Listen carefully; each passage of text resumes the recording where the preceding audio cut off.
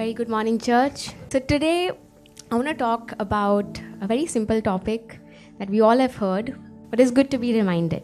As the days go by, I believe that the divide between who is for Christ and who is against Christ is going to be more wider and is going to be more clearer. That's why it's very important for us not to be people who are on the fence, but to be people who choose a side and live by that. But one of the main things that stop us from living that life of faith and following God to the T, so sincerely, is what people will say. And some of us, we still follow God, but we allow what people to say to affect us. How many of you all know the story of Peter? He denied Jesus 3 times. And we can look at him and think, how could he deny Jesus? But how many times do we do the same in the little things? We can compromise, we can hide our faith. But God wants us to be bold in our faith. Do not care about what people are going to say that I'm a Christian. That's why when we go into Matthew 16 verse 24, it says, Then Jesus said to his disciples, If anyone desires to come after me, let him deny himself, take up his cross and follow me.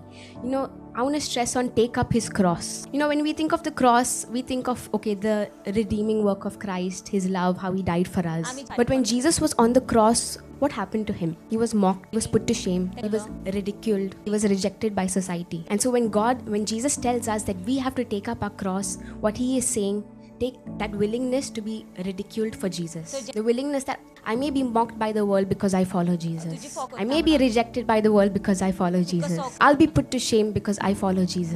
That is the cross that God wants us to carry. Because he gave it all on the cross for us.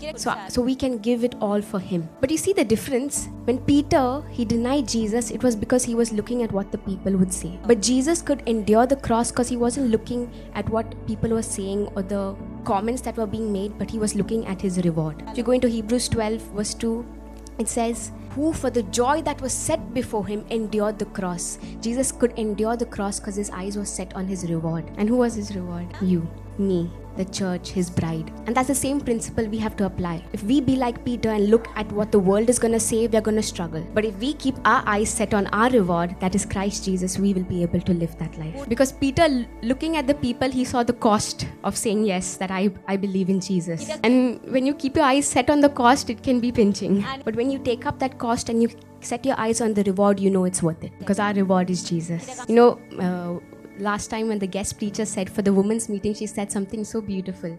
She said, and I want to add to that, Satan hates us. The world may hate us, but that's okay because Jesus loves us. And his love is greater than anything. Don't be discouraged when the world may mock us for believing in Jesus, but let's rejoice in the fact that the God of the universe has come down to die for you and me. Because how many of us can agree that it is much better to be mocked on earth and rejoiced over in heaven than to be celebrated on earth but rejected by heaven? This is not a slogan just to tell ourselves. This is a principle that we have to live by. Because I know for those who finish the race that is set before us, running with endurance, looking unto Jesus, for us who finish the race, who keep our eyes set on Jesus, who live in this world but not of this world, we will surely see a reward for us waiting. How many of us believe the reward is worth it? Amen?